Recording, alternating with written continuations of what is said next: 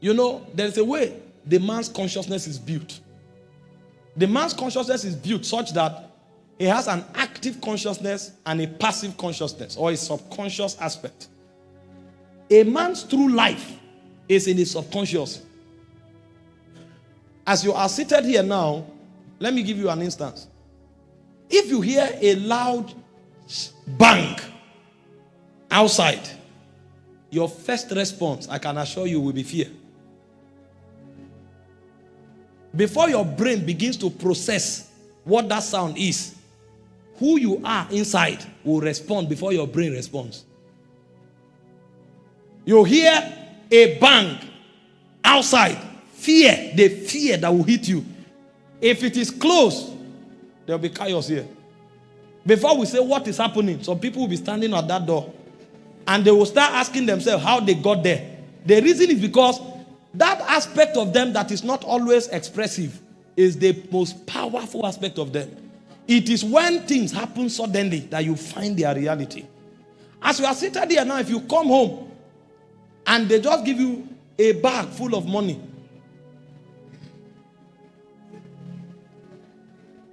you kick it, you think it's clothes. Maybe it's jeans they folded. You now opened it, you saw dollars. You will just move around first. The first thing you will think of is, that car that I was dreaming of, this is the time.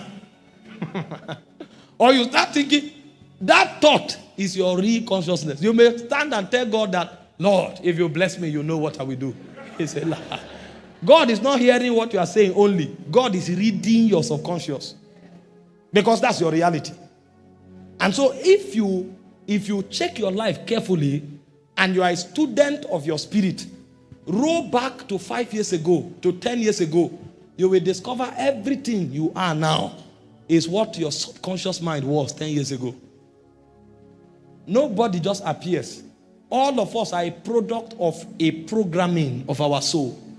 And so Paul is teaching us that if we are hoping to manifest anything worthwhile, the first labor we must put on ground is to begin to reprogram our consciousness.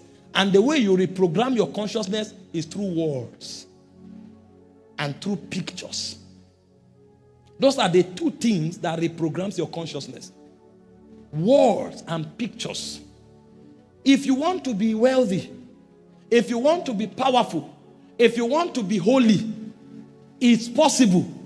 But you will only be based on what is entering you. Because your life follows the law of Gigo. You garbage in, you garbage out. It's what you put in that you bring out. No miracle can unset this balance.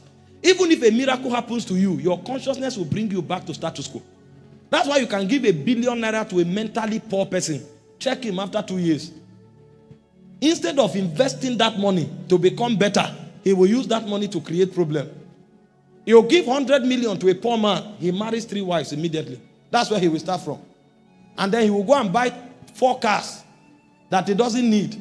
And each of the cars will be in millions. After 2 years, he will sell those cars and spend the money. And then the 3 wives will kill him of high blood pressure. That means what you call a blessing is a curse. Because the mind is wrong. These are kingdom principles. I'm a minister of God. Every day, I choke myself with scriptures. Every day. If I'm watching something, scriptures are coming out of it. And then I see things in the direction I'm going. Sometimes I'm just playing a healing video.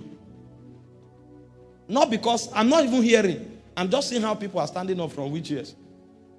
I'm just seeing how cancer, people are testifying. What I'm doing is that I'm trying to make that my reality.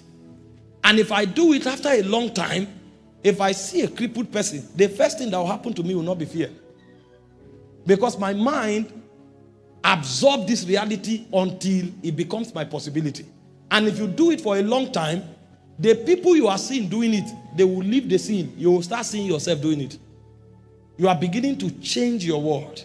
This is how manifestation comes. You are a businessman. If you are not looking at a godly businessman who is doing well, until you begin to think only possibilities, your mind will be a mountain you will never scale. Because the first law of manifestation is the law of consciousness. You are not who you say you are. You are who you think you are. Because as a man thinketh in his heart, so is he. Words are that powerful. Images are that powerful. Why do you think the people of the world are only interested in spreading negative news? That's why the world is going backward. Do something good, nobody wants to hear. But evil and negative news travels faster.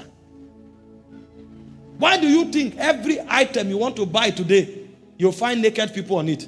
They don't need to open a church of fornicators. They don't need to open an institution of liars. If you keep seeing naked people, after a while, your emotion will align. After a while, your thoughts will align. After a while, your words will align. And after a while, you'll begin to find yourself laboring so hard to do it. Nobody advised you into it. They showed you into it. And they talked you into it. Because your consciousness defines your essence. If your consciousness is different from what you say you are, or from your dressing, you deceived yourself. Because that one is not loud, but it's powerful. It can change you and it can define your essence. And so the first law of manifestation is the law of consciousness.